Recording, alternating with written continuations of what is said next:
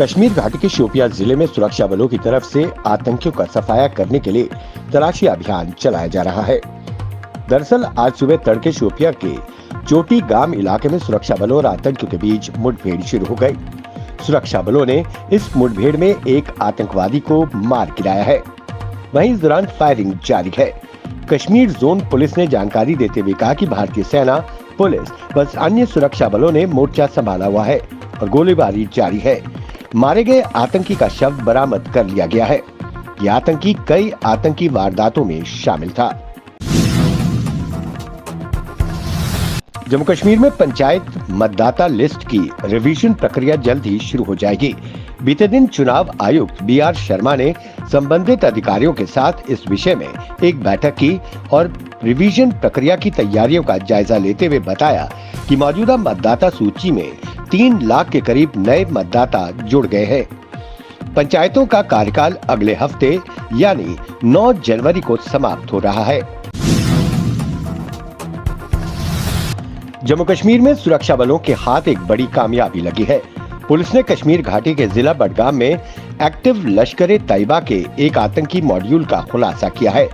इस मॉड्यूल के 7 सदस्यों को पुलिस ने गिरफ्तार किया है। पुलिस इस मामले की जांच में जुट गई है। जांच के बाद और भी खुलासे हो सकते हैं। इन आतंकियों ने कश्मीर में बड़े आतंकी हमले और टारगेट किलिंग का षड्यंत्र रचा था। इस मॉड्यूल के सदस्यों ने बडगाम जिले के विभिन्न हिस्सों में आतंकियों का महिमा मंडन करने वाले पोस्टर, आम लोगों को आतंकियों की धमकी के पोस्टर भी लगवाए थे। राजौरी, पुंछ में आतंकी संगठनों की सुरक्षा एजेंसियों के भी कुछ लोगों द्वारा मदद करने का शक है। इसका पता लगाने के लिए जल्द ही एक बड़ा ऑपरेशन लॉन्च होगा। सुरक्षा एजेंसियां घर के भेदियों का पता लगाएगी। सूत्रों की माने तो सुरक्षा एजेंसियों के कुछ लोग जैश-ए-मोहम्मद द्वारा चलाई जा रही पीपल्स एंटी फासिस्ट फ्रंट की मदद कर रहे हैं। इनकी मदद से आतंकियों को पहले ही पता चल जाता है कि उनके खिलाफ कहां पर ऑपरेशन होने वाला है। यही कारण है कि पिछले 3 साल से आतंकी घात लगाकर हमला करते हैं और वापस फरार हो जाते हैं। उत्तर भारत में घने कोहरे और कड़ाके की ठंड में जनजीवन लगातार प्रभावित है।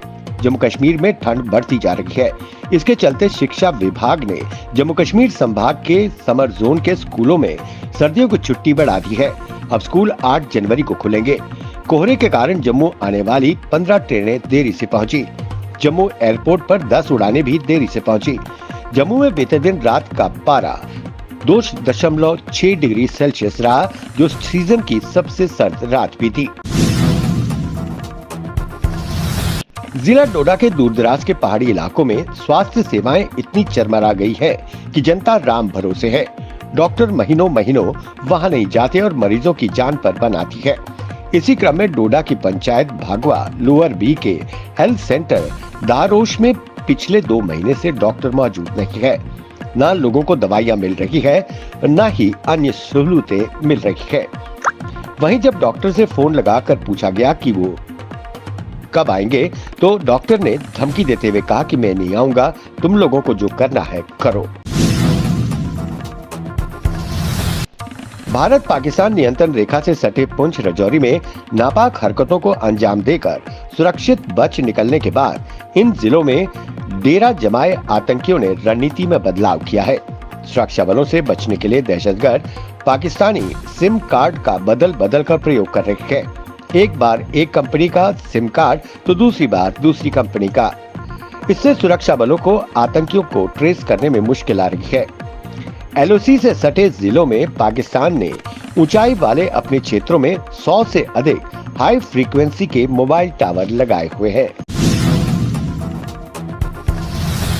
जम्मू कश्मीर में लगभग समाप्त आतंकवाद को वित्तीय ऑक्सीजन दे जिंदा रखने में जुटे नार्को टेररिज्म को समाप्त करने में जुटे अभियान के तहत प्रदेश की जांच एजेंसियां SIA ने कश्मीर के सोपुर में एक फरार नार्को टेररिस्ट की 5 कनाल जमीन को अटैच कर दिया है।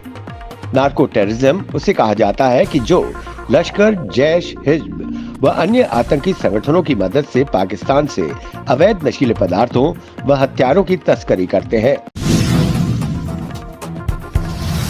स्थानीय बेरोजगार युवाओं को समर्थन देने के लिए डीसी डोडा हरविंदर सिंह ने मुमकिन योजना के तहत आवश्यक संसाधनों के वितरण का नेतृत्व किया। नवंबर 2020 में उपराज्यपाल मनोज सिन्हा द्वारा शुरू की गई इस पहल का उद्देश्य जम्मू कश्मीर क्षेत्र में 18 से 35 आयु वर्ग के युवाओं को वायबल आजीविका प्रदान करना है। डोडा में जिला रोजगार और परामर्श केंद्र के उप निदेशक इद्रीस लोन, रोजगार अधिकारी इम्तियाज अली और डोडा में जिला रोजगार और परामर्श केंद्र व अन्य अधिकारियों की उपस्थिति देखी गई। डीसी डोडा ने सरकारी योजनाओं के प्रभावी ढंग से उपयोग के महत्व पर जोर दिया। मुमकिन योजना के तहत अब तक कुल 192 वाहन वितरित किए गए हैं। ड्रग तस्करों पर शिकंजा कसने के लिए विशेष अभियान के जारी रखते हुए डोडा पुलिस ने विशेष जानकारी के आधार पर एक ड्रग तस्कर मेहराज दीन को गिरफ्तार किया है। उसकी तलाशी के दौरान भारी मात्रा में नशे की आदत बनाने वाली दवाइयां बरामद की गई। इस संबंध में पुलिस स्टेशन भद्रवा में एनडीपीसी एक्ट के तहत एफआईआर दर्ज कर ली गई है। नेपाल में पिछले साल आए भूकंप के बाद लोगों को अपने घरों के पुनर्निर्माण और जिंदगी को पटरी पर लाने की चुनौती का सामना करना पड़ रहा है। अब अपने पड़ोसी देश की मदद को भारत ने एक बार फिर जिम्मा उठा लिया है। विदेश मंत्री डॉक्टर एस जयशंकर ने ऐलान किया है कि भारत मदद जारी रखेगा और भूकंप से प्रभावित नेपाल के पश्चिमी जिले में बुनियादी ढांचे के पुनर्निर्माण के लिए $7.5 करोड़ देगा।